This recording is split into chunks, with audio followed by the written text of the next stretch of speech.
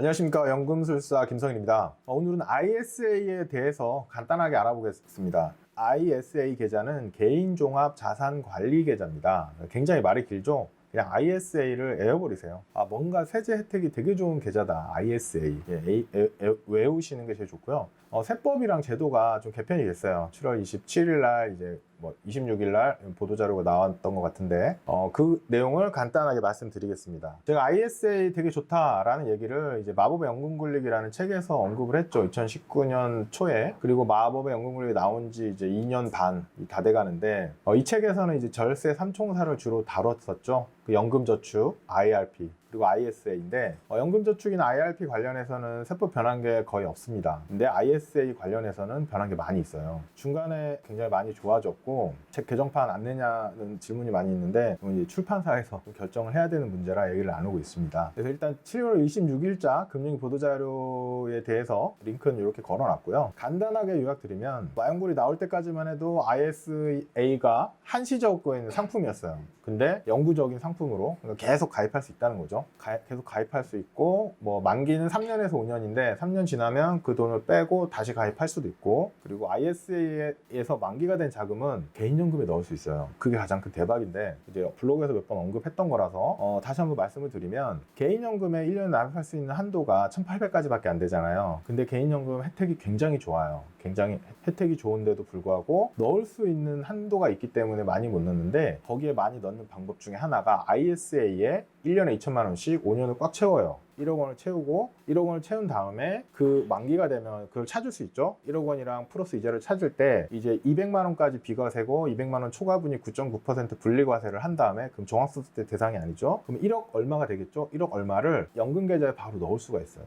넣을 때 또 세제 혜택이 있는데, 세제 혜택이 없더라도 이거 넣는 것 자체가 엄청 땡큐죠. 왜냐하면 연금계좌는 이제 9.9% 세금이 아니고 19.4% 과세가 아니고, 연금소득세, 연금을 받을 때 연금소득세가 5.5에서 3.3%만 나오거든요. 굉장히 싸죠. 굉장히 싸기 때문에 굉장히 유리한 좋은 계좌라는 거 말씀드릴 수 있을 것 같고, 기존에는 어떤 소득 요건 같은 게 있어요. 근데 그게 다 없어져가지고 19세 이상 거주자면 가능하고요. 금융소득 종합과세를 대상자는 이제 해당이 안 돼요. 그래서 그거는 주의를 하셔야 됩니다. 그리고 이제 투자 중개형, 증권형 ISA가 신설이 됐기 때문에 상장 주식 투자가 허용이 됩니다. 즉 일반 계좌에서 주식 투자할 거라면 ISA에서 하는 게 훨씬 유리하다라는 거고요. 기존의 1인용 신탁형도 여전히 있죠. 저도 아직 제가 가지고 있는 ISA는 신탁형입니다. 신탁형이고 23년 1월 1일부터는 ISA에서 주식이나 주식형 펀드 혹은 주식형 ETF 투자로 발생한 소득에 대해서 전액 비과세됩니다. 이게 가장 대박이죠.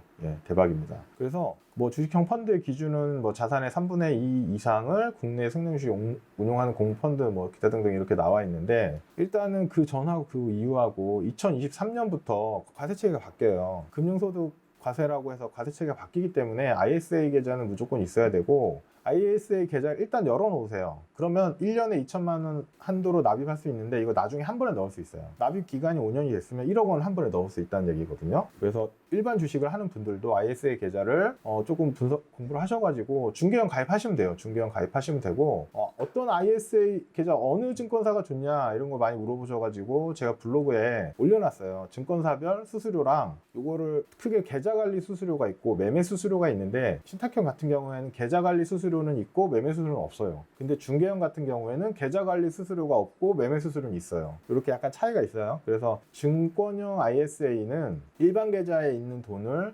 땡겨오기 위해서 그렇게 제도를 만든 거라고 보이고요. 그래서 일단 계좌를 열어놓으시고 나중에라도 불입을 하면 되기 때문에 무조건 해야 되는 상품입니다. 그리고 기타 내용은 크게 다르진 않고, 여기 손익통산이란 걸 해서, 손익통산이란 건 손해난 거랑 이익난 거랑 합쳐가지고 이익난 부분만, 그거에 대해서 이렇게 과세 처리를 한다는 얘기입니다. 납입 한도는 연간 2천만 원씩 총 1억 원까지 가능하고요. 가입 기간은 3년 이상이라고 돼 있죠. 연장이 돼요. 연장이 되기 때문에 각자의 투자 스타일에 따라서 계속 연장해서 ISA에서 굴려도 되고, ISA에 추가 납입을 하고 싶다 그러면 5년 동안 채워가지고 1억을 찾아서 1억 플러스 알파 이자를 찾아서 연금, 개인연금에 넣고 여기 ISA는 새로 또 2천만 원씩 납입을 하면 되겠죠. 그리고 ISA 계좌는 이제 비과세 분리과세 혜택은 금융투자소득 기본공제하고 별도로 적용이 됩니다. 금융투자소득 기본공제라는 게 2023년부터 생기는데 이건 알고 계셔야 돼요. 지금까지 이제 현재 배당소득으로 과세되어 왔던 펀드 ELS 등의 손익과 주식의 양도손익 등 금융투자 상품의 자본손익을 통산해서 금융투자 소득으로 별도로 22% 과세를 하겠다라고 하는 거예요. 그래서 여기 밑에 그림을 보시면 현재는 예적금은 이자소득, 펀드는 배당소득, 파생결합증권은 배당소득, 주식은 양도소득도 있고 배당소득도 있죠. 배당금에 대해서는 배당소득이 나갑니다. 근데 2023년 이후에는 2023년 1월 1일부터는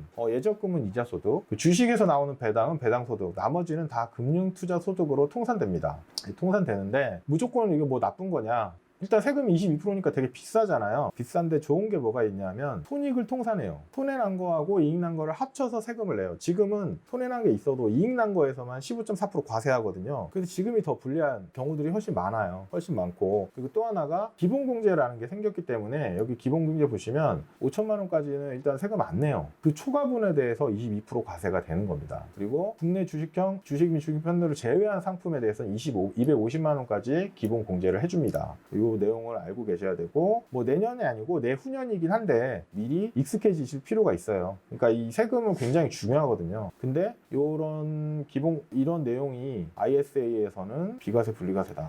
굉장히 중요하죠. 그래서 ISA 계좌가 굉장히 중요하다라는 거 알고 계시면 될 것 같고, 일단은 저는 누군가 저한테 물어보시면 저는 ETF 자산 배분을 권합니다. 근데 어디서 하냐? 일반 주식 계좌보다는 ISA 계좌가 유효합니다. 그래서 저희 다 주식 리치고도 현재 일반 주식 계좌용인데 ISA 리치고도 당연히 출시를 할 거고요. 근데 ISA보다 연금저축이랑 IRP가 더 유리합니다. 왜냐하면 연말정산 환급되는 수익률이 16.5%예요. 굉장히 크죠? 이거 그냥 안 받고 넘어가기 너무 아깝잖아요. 1년에 한 번밖에 못 받는데. 그래서 연금저축 먼저 넣고, 연금저축이랑 IRP에 먼저 넣고 남는 돈을 ISA 하는 거를 권장드립니다. 예. 세제 혜택이든 연말정산 환급이든 이게 훨씬 유리하거든요. 그래서 당연히 저는 이것 갖고 있고 많은 분들이 하시길 권하기 때문에 리치고에서도 이런 서비스를 이제 할 예정입니다. 뭐 세금 때문에 무조건 국내 주식만 해야 된다 이런 거는 이제 조금 리스키한 것 같아요. 일단 이익이 나야죠. 이익이 나고 변동성이 작게, 그런 것들이 돼야 될 것 같아요. 그래서 일단은 리치고 앱에서 ISA 리치고, 개인연금 리치고, IRP 리치고를 지금 준비를 하고 있고, 포트폴리오는 이미 다 나와 있어요. 그래서 화면을 얼마나 예쁘게 편리하게 잘 제공해 드릴까, 그런 부분 하고 있어서 8월 중에 출시된다고 이제